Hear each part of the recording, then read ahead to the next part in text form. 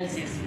Here you can see there is a some phases it is there. One is a 72% and one is a 36% cardiac phase. So we usually do the analysis measurement in the systole phase. So anything less than 45 we call is like 40 to 45 is the end systole phase. So here we don't have a end systole phase, so we will take a 36% phase, which is still okay. And for the anything for the end diastole phase, so something around 70.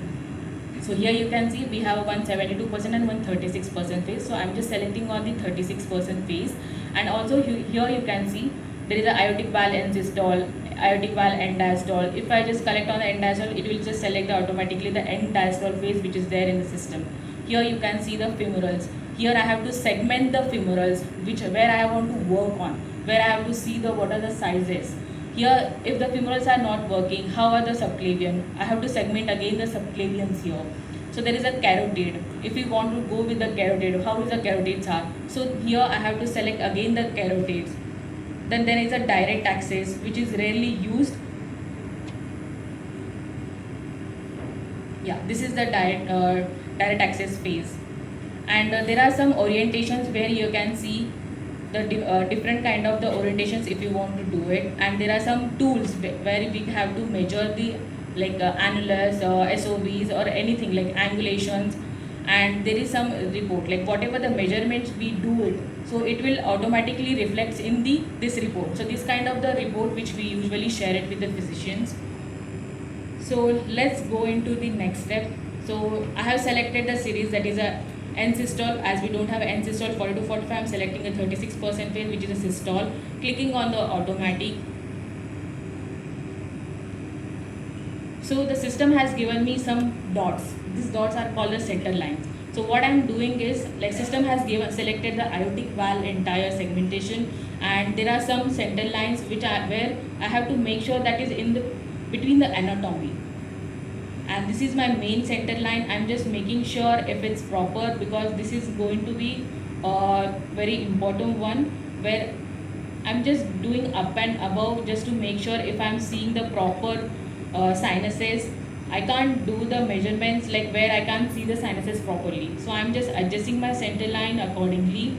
These are the crosshairs, like cross sections. Like if you are appreciating, this is the pink one and this is a green one. I'm just summarizing everything in a one this thing. So there are 4 different types, but I'm just focusing on the one specific thing. In the entire procedure, till we are doing the reports, I would like to see on this pink open one, only this part. So here we can see the 3 sinuses. I'm just rotating one cross section, and I would request you to just see on this plane, not only any other plane. So I'm just making sure that I am middle of the sinuses, and I'm making sure that I am keeping my dot, which is we call as a virtual annulus.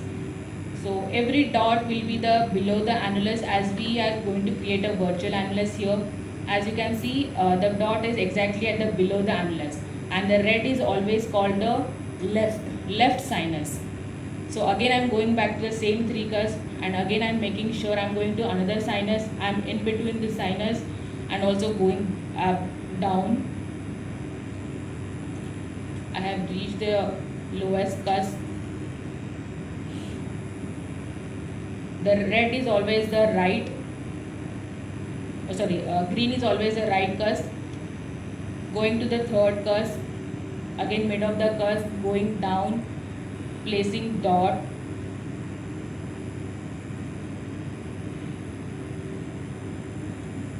Yellow is the non, and I'm just cross checking by rotating this crosshair and just making sure that all the dots are below the cusp.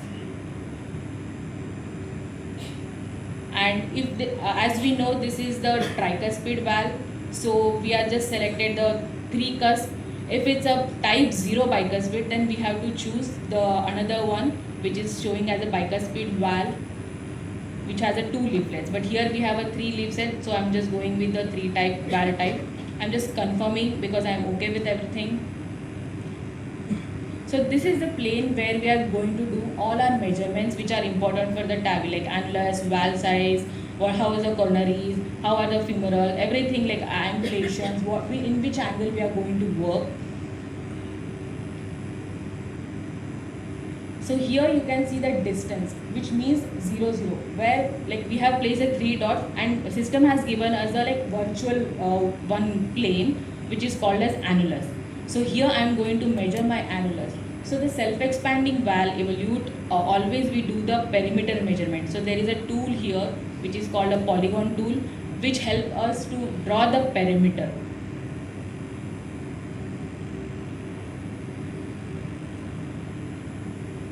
So I'm just clicking on the dots and drawing the lines and making sure that I'm measuring the perimeter of this particular annulus, and I got some values called 65.1. So here I can just denote it as an annulus dimension, so it will straight away reflect in my report.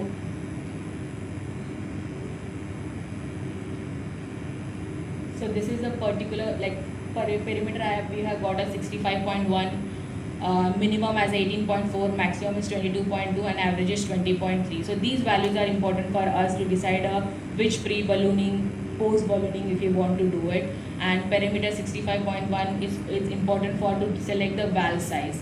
So from here I'll straight away jump into the valve sizing, how we do that. So there is a report here, I'm just clicking on that. So once we do the measurements, so this is the standard table which is there in all the reports. So here you can see the 20.7 and 65.1. These are the measurements of my this particular patient which I have done it. So 65.1. So there are some standard values for 23. What should be the values for 26? What should be the values 29, 34? So as you can see, annulus perimeter 53 to 62 is come under 23, and 62 to 72 comes under the 26. So by default, annulus perimeter 65 means it's a 26 valve. But for the 26 valve, if you are going to put how it's going to be sinus of valsalva diameter, it should be more or equal to 27. Sinus of valsalva height more or equal to 15. So we have to make sure these SOV diameter and height are meeting with the 26 valve size or not. So we have selected a valve size now. We will go on to the next parameters. So below the annulus at 3 mm, we measure the LVOT. So you must be having an like question, why 3 millimeters? Because as per our Medtronic standard guidelines, we deploy the valve around 3 to 5 mm.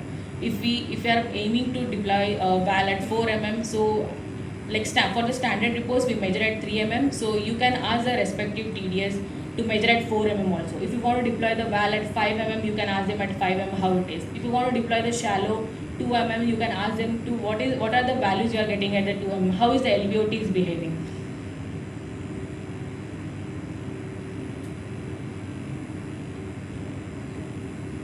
These are the LVOT dimensions. So perimeter is showing as a 71.2. So here one thing I would like to discuss is annulus perimeter is 65 and the LVOT perimeter is 71. So which means your LVOT is little bit of the like in the inverted funnel kind of shape. So there are chances your valve may tend to dive in. So these are the values which tells you what is going to happen during your case. So next I will go to the SOV diameters. So for the SOV diameters measurements, I am just checking the place where I could see the commissures properly and where your sinuses are open widely. And I am drawing a line from the mid of the cusp to the opposite commissure. So as we have a 3 cusps, I am doing it 3 times.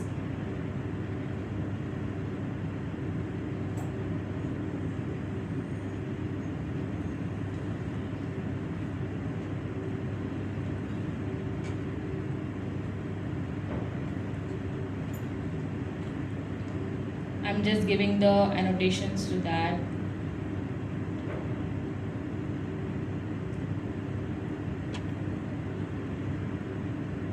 So for the 26, as we saw, it should be the 27 or more than 27.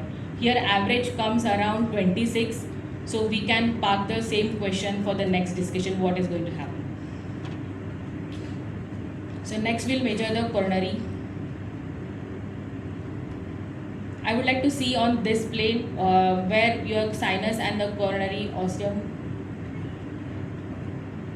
So you can see at 9.8 it is going to merge. So 9.9, 10 it's a clear merge. If you can appreciate again, 9.6 there is no merge yet, 9.7, 9.8, so 9.9. So I'll just make sure that the coronary height, left coronary ostia height is 9.9 now. So same wise we are going to measure the sinus height. So this is a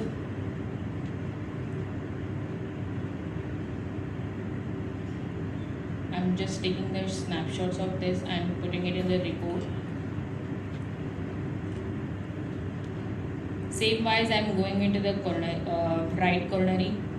I would like to see on this plane now for the right coronary.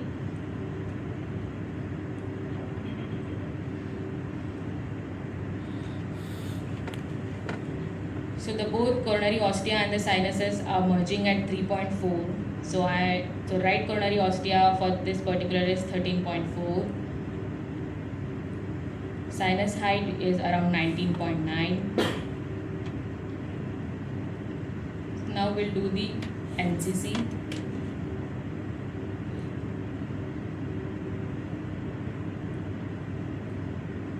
So we are done with the coronary ostia heights and the sinus heights. Now we are going to measure the STJ. So I'm going to the measure STJ at 19.9 height. So you must be asking why particular 19.9 as a distance. So as you can see, the NCC is 14.1, sinus height left is 15.6 and the right is 19.9. So whichever is the highest sinus height, so we do measure the STJ at that particular distance.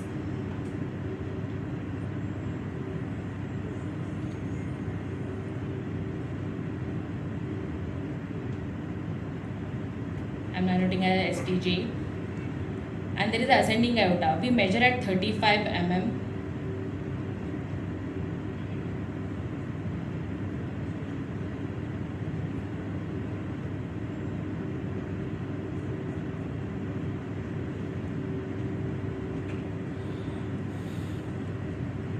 So we are done with all the measurements which are required for the for the TAVI as per the aortic things. So now we are going into the views, like which is a coplanar view and the cusp overlap view which we wanted. So how do we get that measurement? So the coplanar view and the cusp overlap view, it's like a dot placements which we have done as a first step when you are doing the analyzing the CT. So the dots placements gives you the proper coplanar and the cusp overlap views. So now